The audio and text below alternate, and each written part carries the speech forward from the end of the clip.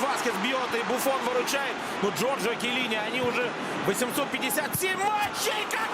Football is a globally beloved sport, captivating millions of fans and providing immense wealth and fame to its players. Although playing professional football may seem glamorous, it has a dark side that is frequently hidden from view.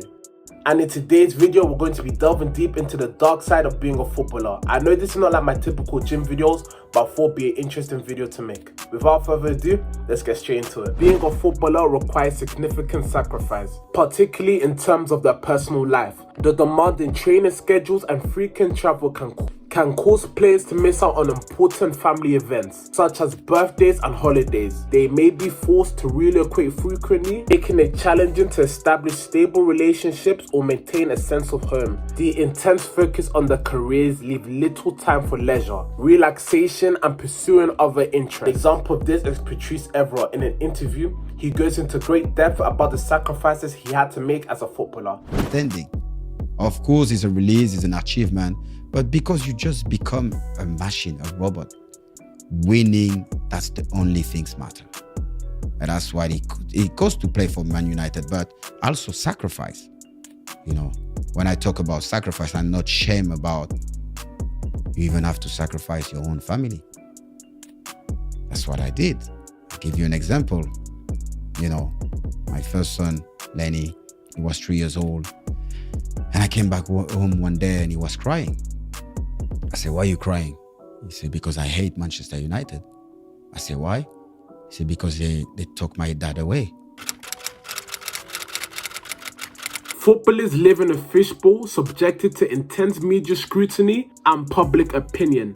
Their personal lives are constantly under the microscope and rumors spreading like wildfire. Any misstep or controversial action can be magnified and have severe consequences for both the player's reputation and mental well-being. Ashley Young embarrassing wouldn't have minded him on that helicopter. And footballers have to read tweets like this damn near every single day. We all know about Karius' poor performance in the Champions League final and how the media absolutely grilled him. Any Liverpool fan during that time was holding absolute cold, and since that bad performance, he's never really been able to bounce back. You have protection.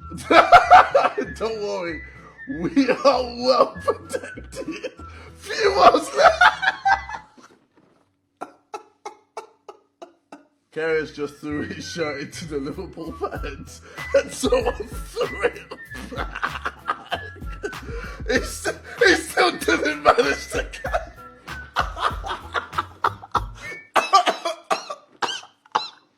Karius also received a lot of death threats towards himself and his family, all because of one poor performance, leading him to become extremely depressed. And because he wasn't in the right mind state, it really affected his performance.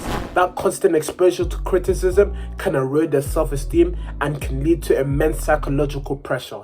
The pressure to maintain a pristine public image can create a disconnect between the public persona and their true selves.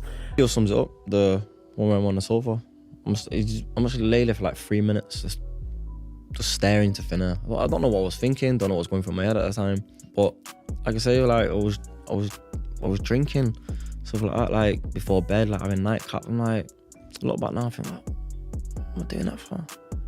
Like, what I needed something to try and take the pain away and like put me at ease somehow, and like try and forget what was going on. But it makes 10 times worse. While top-level footballers are known for their exuberant salaries, the financial pressures they face are often overlooked. Many players, especially those at lower levels, often struggle to manage their finances. An example of this is Jamie Vardy. The former England international was released by Sheffield Wednesday aged 16 and headed into the non-league game. He played football for a wage of £30 a week at Stockbridge Park Stills, obliterating the scoring sheet while working as a technician that produced medical splints, living a very standard lifestyle until his ascent up the pyramid. Arsenal midfielder Jorginho revealed that he was forced to live on €20 a week as a youth player in Italy after being exploited by his agent. The Italy international, who was born and raised in Brazil, was taken to join Verona.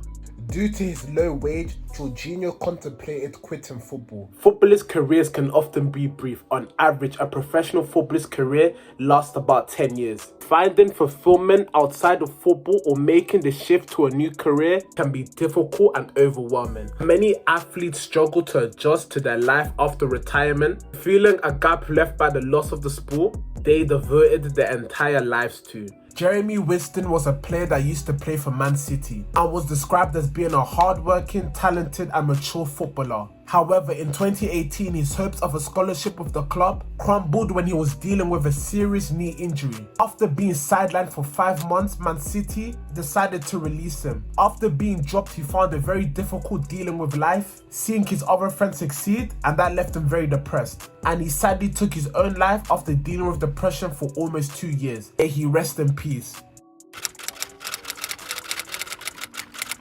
Beneath the spectacle and excitement of the game, rigorous training sessions, exhausting matches and constant pressure, professional footballers endure intense physical demands to perform at their peak, and it can take a toll on their body. Injuries are commonplace, ranging from minor sprains to serious ligament tears or fractures. The mental strain of living under constant scrutiny, dealing with high expectations and handling media can lead to stress, anxiety and even depression. The pressure to maintain peak physical fitness and perform consistently can be overwhelming, contributing to a decline in mental well-being. Thank you guys so much for watching this video. No debate, this was my favorite video to make, and I'll catch you guys in the next one, yeah?